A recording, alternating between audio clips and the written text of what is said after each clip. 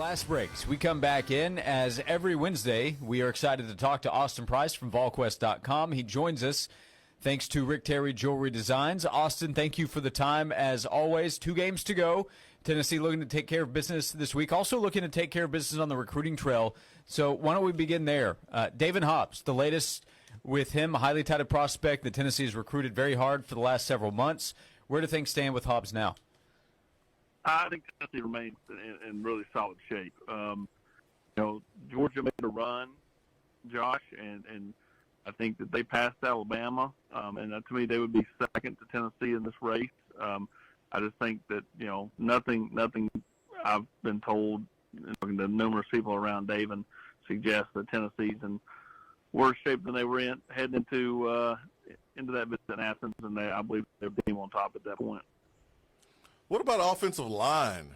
Stanton Ramil committed to Michigan State. The Alabama lineman there from Thompson. Where's his recruitment as Michigan State? Doesn't look like they're having the best of seasons.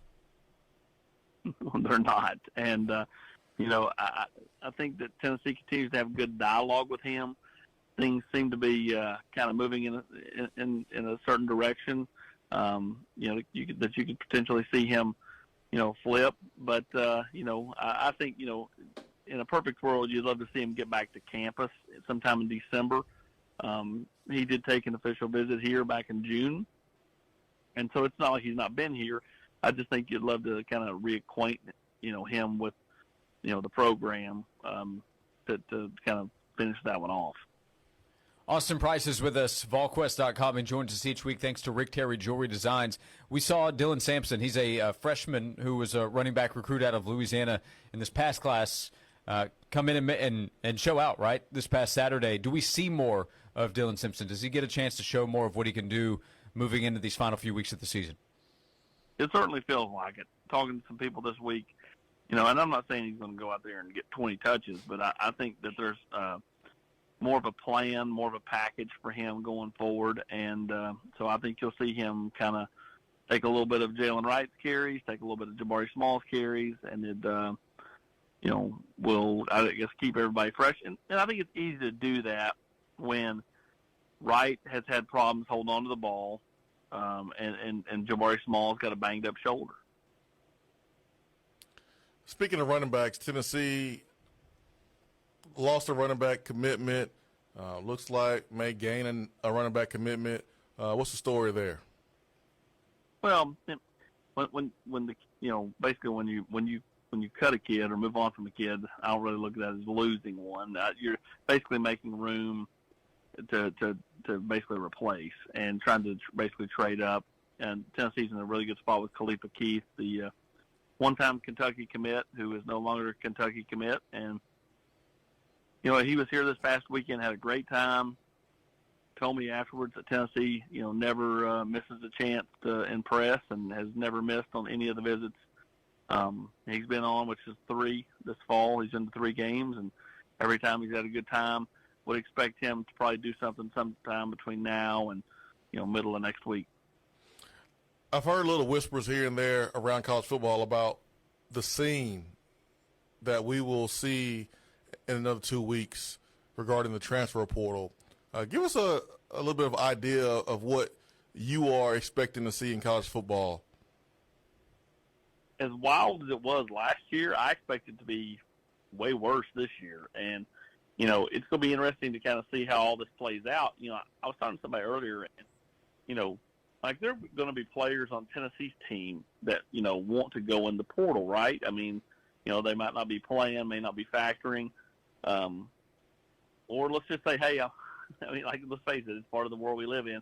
A kid that wants to try to leverage for an NIL deal. I mean, Tennessee, could be in the playoffs at this point when this window opens up, which just creates this weird dynamic. And it's not just Tennessee, it's for all schools. I mean, if you're a kid at Georgia, if you're a kid at Ohio State, Michigan, TCU, any of those schools, it just provides for the window of when it is and everything really provides an interesting dynamic, especially if you're a school that's in that, playoff range, top 10, in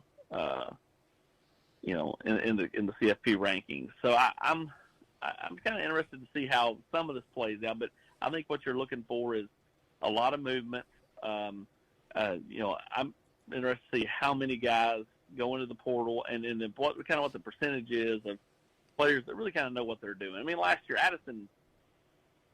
Jordan Addison knew last year he was going to USC.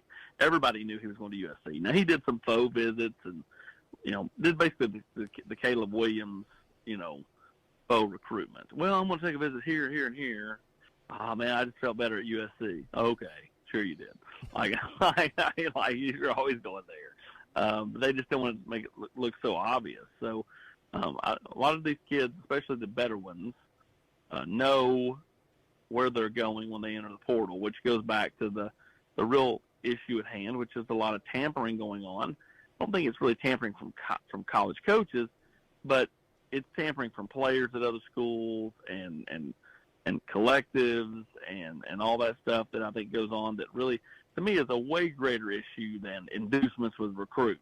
Like, recruits are recruits. You may hit on them. Kid may be awesome, but you could easily miss on them. They're really not missing on Jordan Addison, right? A proven commodity. You're not missing on a Caleb Williams. And, of course, I bring up the two that are USC. You're not missing on a Jahmyr Gibbs.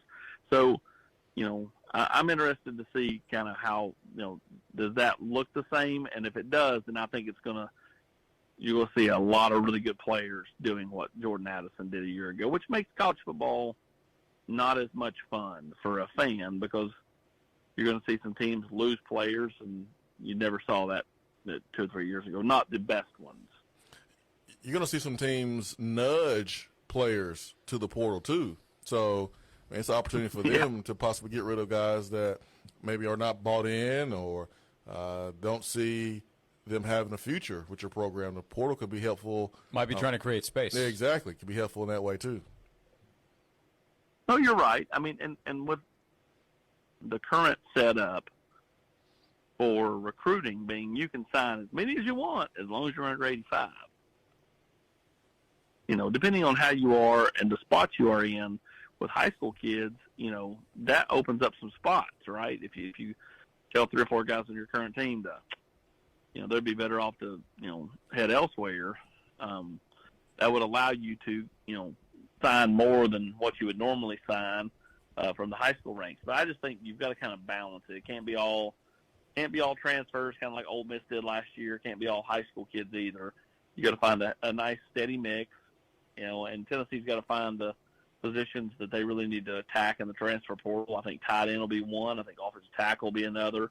I think, running back will be another. So I think, you look at Tennessee's, I think will be selective, but at the same time, they kind of, I believe, know and have a purpose when they monitor the portal coming up here in the month of December.